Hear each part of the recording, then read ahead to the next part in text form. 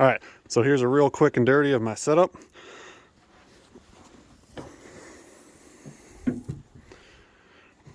Work in progress, don't mind the red wires and the lack of a better hold down, but here it is. Got the Amazon, eBay 70mm turbo kit.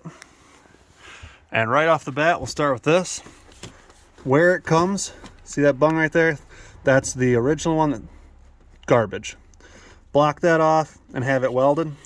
This is where I threw it, but I suggest throwing it in the crossover right there. As you see, the other one is in the crossover. Fair place, fits good there. This one does not work there at all. You get reading off one bank, it messes with the tune, the car's unhappy, gotta move it. Not a big deal. Any exhaust shop should be able to do it, lickety split, easy stuff. And then as far as oil feed and drain goes, this comes with the kit. And I just have it run down to the factory oil pressure sensor. Got an adapter fittings and all that, so the factory sensor's up there, oil feed's there. Bing, bang, boom, works good. Drain, it comes with this plate, but otherwise you'll need the bungs, both ends, plus the hose, which, by the way, do not use black radiator hose. You gotta use the silicone that's rated for oil.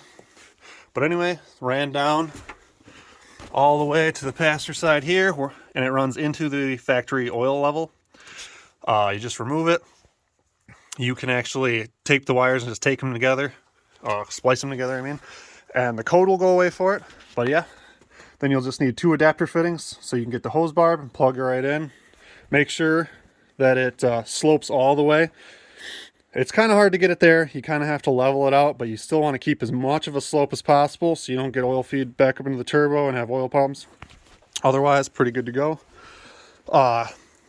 Also, talking about the header kit, that wastegate, not ideal. It's only on the one bank, and that wastegate is garbage. First thing you should definitely do is get rid of that. Precision makes a nice unit that bolts right on, works good. Because this one, I have an 8-pound spring in it, and it will not hold 8 pounds at all. It'll spike 14, 16, 18 pounds. Not good. So definitely change that out. Otherwise, question I get a lot is how the intercooler set up. Mine's run straight down. You had to bend the horns up a little bit right there. Runs down into the biggest intercooler I could possibly fit. It does require cutting. I had to make a lot of cuts on the crash bar, and I had to cut this completely off right there. Cut off right there, and then I had to make this quickie bracket to hold it all in place so that the factory hood latches and everything. I also cut through, and these are now functional, go right through both sides. That was more of a pain than I thought. Not a big deal either though with the Sawzall. And then it comes back up and around, section is straight, and then this one. So this is just an Amazon universal intercooler kit. I went 3-inch on this car. The only things I had to add to the kit was this 6-inch straight, and this 2.5 to 3-inch coupler, and this 3.5 to 3-inch coupler. So that's a 90 degree. And I believe this one straight section, a 12-inch, I forget. But I'll post everything that I got in the link below. So if you want to copy this 100%, you can. So moving on, this is a 5-speed car. Factory clutch, didn't like it. Yours might, mine was toast. So I got an Amazon 6-puck sprung hub. It's like $200 or something it was. Again, I'll link it down below. Otherwise, going from turbo out, me and a buddy made this full exhaust. So I got the downpipe here with bung for the wideband for tuning. There is a double V-band downpipe with a bung in it already and a flex. That is a good idea. I know a lot of people that run it, and it works very well. And then you don't have to worry about where you're putting a flex in. I ended up having to put my flex behind the engine. That downpipe, though, works really well. You'll still have to either fabricate yourself or take it to an exhaust shop that'll help you to run it out. This kit, I deleted the AC. That's what most people do. You don't have to do it that way. There are people that move the dryers all around, relocate their battery, yada, yada, yada. I'll find the forum post and post that below as well. But I deleted the AC because I never use it. I mean, I'm definitely not using it now. But otherwise, runs right through where the AC is. I got it triple V-banded for just ease of use, ease of access. Undo these two, put my 4-inch downpipe for the track. Put these all back on. Bing, bang, boom. It's quiet again. But otherwise, it runs right up under, right up over, sorry. The motor mount down, kind of like factory on this side. Runs out to a resonator, keeps it fairly quiet. And then I have just a turn down at the rear axle. Sounds pretty decent. I'll start it up in a second here, but the other thing that you do need to do, notice, this is not in the factory location. It normally sits here, which has a big bracket, and it sits right above this. Not the best place for it. I tried using heat wrap, like that stuff right there, to protect it. As you can tell by the cap, it only worked for so long. Had a bad incident.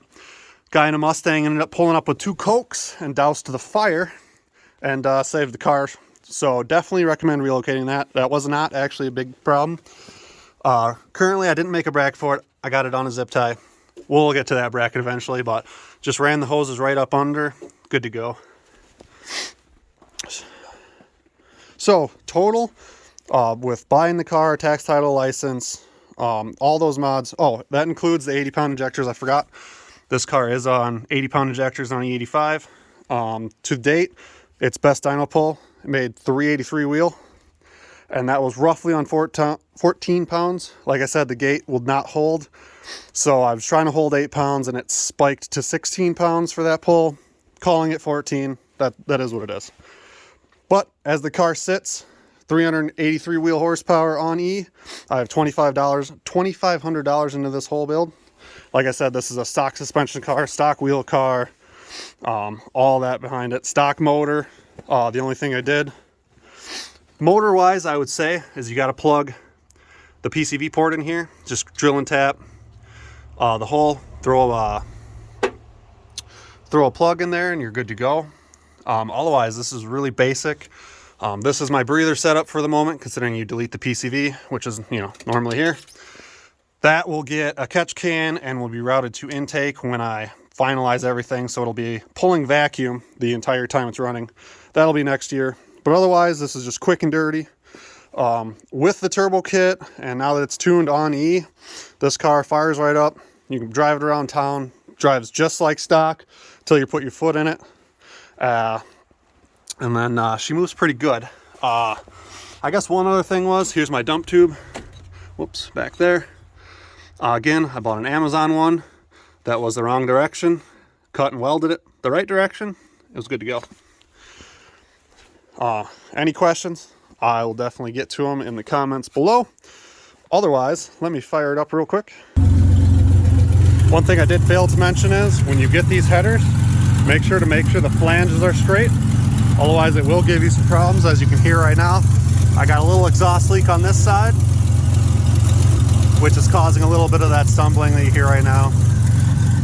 This is also the first time it's been fired up all winter on E, as I store it for about 4 months. But otherwise, 3-inch exhaust with a resonator. It's pretty quiet on cruise and pretty good sounding on idle for a V6. Can't really complain. Oh, there we go. Cold start idle's gone. You can still just kind of hear the leak. Otherwise, yeah, pretty solid.